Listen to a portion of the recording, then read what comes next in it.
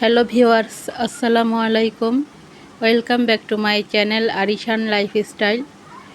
তো এই তো আরও একটি ছোট্ট ব্লগ নিয়ে চলে এসেছি আপনাদের মাঝে। তো চলেন আজকের ব্লগটি এখান থেকে শুরু করা যাক। তো আমি রাতের জন্য রান্না করতে চলে এসেছি। তো আমি প্রথমেই ডিমগুলো সেদ্ধ বসিয়ে দিয়েছি, আর ডালটা চুলাতে বসিয়ে দিয়েছিলাম। এরপর আমি সব কাটাকাটি করে নিয়েছি। এই তো ডালের ভিতরে আমি টমেটো, কাঁচামরিচ, হলুদ গুঁড়ো, রসুন, পেঁয়াজ সব একসাথে দিয়ে দিয়েছি। আর ডিমগুলো সেদ্ধ হওয়া শেষ। তারপর আমি ডিমগুলো ছিলে নিয়েছি। এখন চুলাতে রান্নাও বসিয়ে দিয়েছি। আর এই তো ডালে আমি ডাল ঘুটনি দিয়ে সুন্দর করে ঘুটে ডালের ঝোলের পানি দিয়ে দিয়েছি। আর এই তো ডিমগুলো আমার ভেজে নেওয়া শেষ। এখন ডিমগুলো ভুনা করার জন্য আমি পেঁয়াজগুলো কষিয়ে নিয়েছি মশলা দিয়ে সুন্দর করে। এখন ডিমগুলো এতে দিয়ে দিয়েছি। তো এখন কিছুক্ষণ নেড়ে চেড়ে আমি ঝোলের পানি অ্যাড করে দিয়েছিলাম। তো এই তো আমার ডিম রান্নাটাও কমপ্লিট। এখন আমি এতটুকু পরিমাণ ঝোল রাখবো আজকে ডিমে। তো ধনিয়া পাতা দিয়ে দিয়েছি। এরপর কিছুক্ষণ পর আমি উঠিয়ে নিয়েছিলাম। তো কিছুক্ষণ পর নিয়ে আসা হয়েছে গরুর মাংস। তো এই তো আমি গরুর মাংসটা সুন্দর করে ধুয়ে নিয়েছি। গরুর মাংসটা বাজার থেকে রেগুলার পিস করে কেটে এনেছিল, তো আমি শুধু ধুয়ে নিয়েছি। আর এই তো এখন চুলাতে রান্না বসিয়েও দিয়েছি।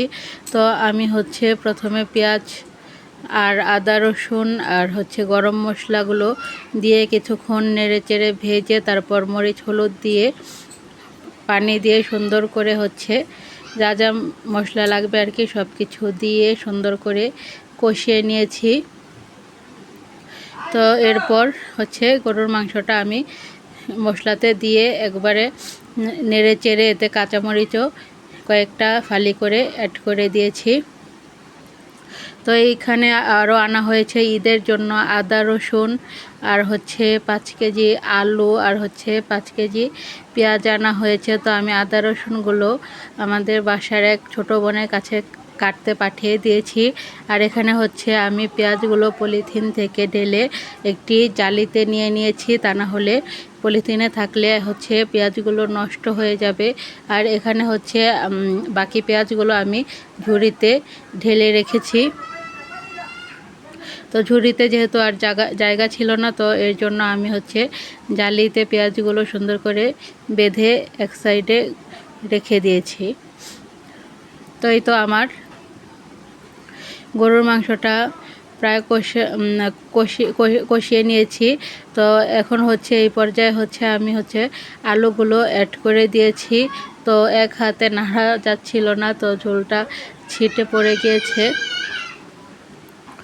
তো আলুগুলো দিয়ে আমি আরও কিছুক্ষণ কষিয়ে নেব মাংসটা।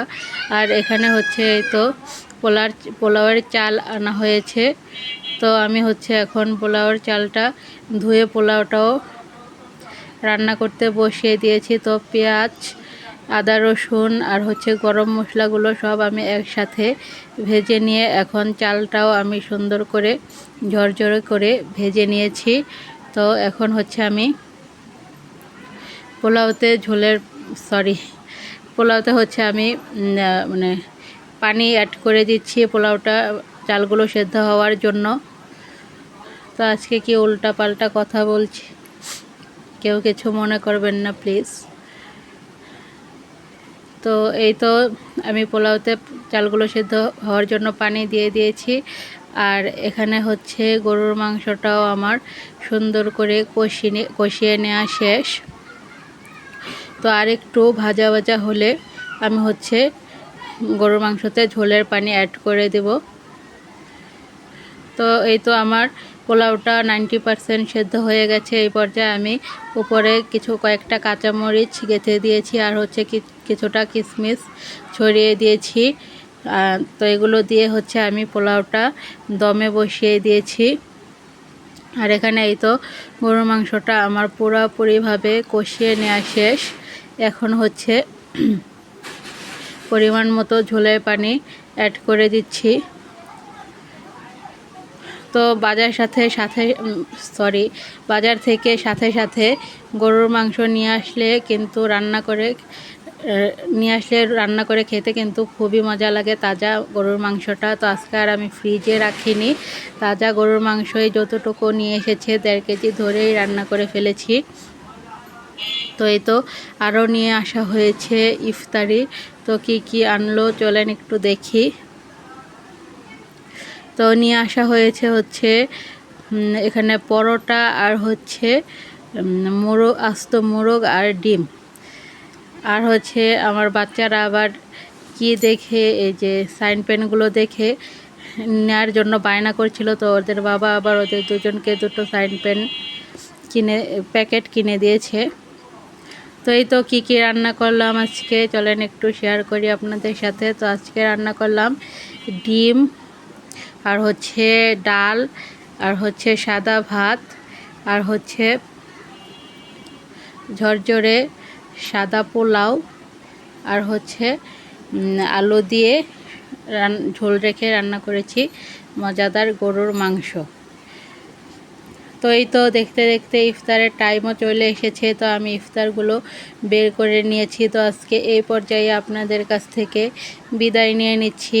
তো ভালো থাকবেন সবাই, সুস্থ থাকবেন। আসসালামু আলাইকুম, বাই বাই, আল্লাহ হাফেজ।